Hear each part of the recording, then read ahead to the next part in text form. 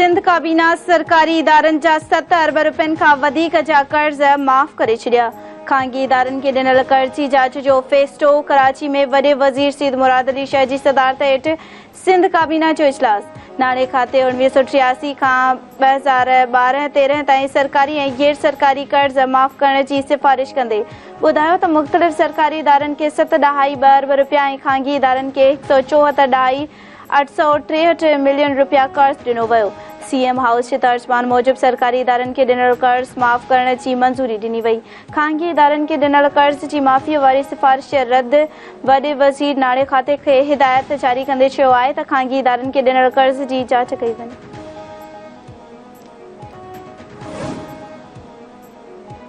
सिंध में बोर्ड मुतासिरनि खे मेरिट ते मालिकाना हक़ ॾिना पिया वञनि। सूबनि में बि बोर्ड आई पर कंहिं बि हुकूमत हिकु घर बि ठाहे न ॾिनो। सिंध हुकूमत मुतासिरनि खे 21 लख घर ठाहे ॾेई रही आहे। बिलावल भुट्टो वज़ीर आज़म थियो त घर ठाहिण वारो मंसूबो समूरे मुल्क ताईं पखेड़ियो वेंदो।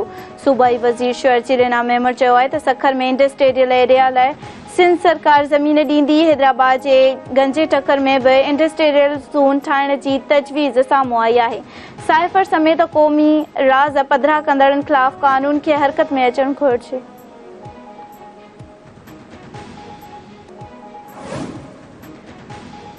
अॻूणो वज़ीर आज़म नवाज़ शरीफ़ सऊदी अरब ऐं दुबई जो दौरो मुकमल करे यूरोप रवानो थी वियो। नवाज़ शरीफ़ 2 हफ़्तनि जे दौरे दौरान अहम मुलाक़ातूं कंदो। ख़ानदानी ज़रियनि मूजिब नवाज़ शरीफ़ ईंदड़ चूंडनि खां अॻु पाकिस्तान वापसीअ जो ख़्वाहिशमंद आहे।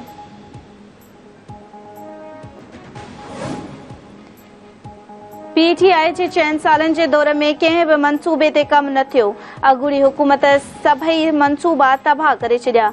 जेसीं ताईं चारई सूबा हिकु जेतिरी तरक़ी न कंदा, मुल्क तरक़ी न कंदो। माज़ी में बलूचिस्तान खे बुनियादी हक़नि खां महरूम रखियो वियो। वज़ीर आज़म शहबाज शरीफ़ गवादर में मुख़्तलिफ़ तरक़ियाती रिथान जी पीड़ जो पथर रखण वारी तक़रीब खे ख़िताब कंदे चयो आहे त पाकिस्तान डिफ़ॉल्ट जे ख़तरे मां निकिरी चुको आहे। चीन, गॾियल अरब अमारातुनि ऐं सऊदी अरब पाकिस्तान जी भरपूर मदद कई आहे। कुझु क़ुवतूं बलूचिस्तान जी तरक़ीअ जूं मुख़ालिफ़ आहिनि।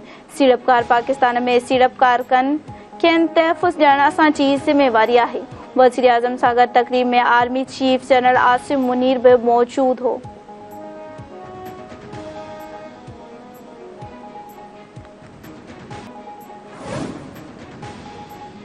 फ़ौज खे बदनाम करण ते 2 साल क़ैद ऐं ॾंड जी सज़ा मिलंदी। आर्मी चीफ या बाअख्तर अख्तियार ऑफिसरनि जी इजाज़त सां इंकशाफ कंदड़नि खे सज़ा न मिलंदी। हिसास ड्यूटी ते मुक़ररु शख़्स 5 वरियनि ताईं सियासी सरगर्मियुनि में हिसो न वठंदो। पाबंदीअ जी भनकड़ी कंदड़नि खे 2 सालनि ताईं सज़ा मिलंदी। पाक फ़ौज खे बदनाम करण में मुलविस क्राइम में मुलविस शख़्स ख़िलाफ़ इलेक्ट्रॉनिक क्राइम तहत कार्रवाई थींदी।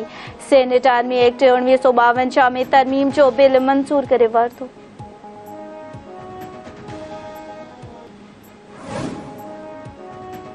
सिंध जे मुख़्तलिफ़ इलाइक़नि में तेज़ ऐं हल्की बरसात। सखर, लाड़कानो, ठुल, शेदातकोट, सिजावल, जोनेजो, रोड़ी, ठकराचो, गिरेलो, सुल्तानपुर, सालियापट ऐं ॿियनि इलाइक़नि में वसकारो गर्मीअ जो ज़ोर टुटी वियो। बरसात बाद मुख़्तलिफ़ इलाइक़नि में पाणी भीजी वियो। ठुल जे रोडनि रस्तनि ते गोॾे जेॾो पाणी बीठल हुअण सबबि शहरनि खे अच वञ में ॾुखियाईं।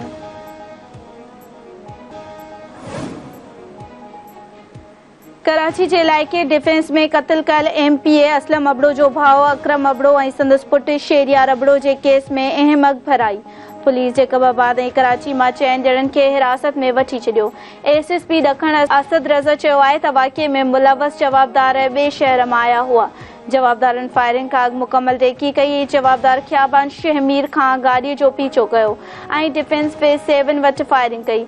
मक़तूल अकरम अबड़ो ऐं संदसि पुटु शेरियार अबड़ो जी जनाज़ी निमाज़ शिकबाबाद में अदा करण बैदि तदफ़ीन कई वई।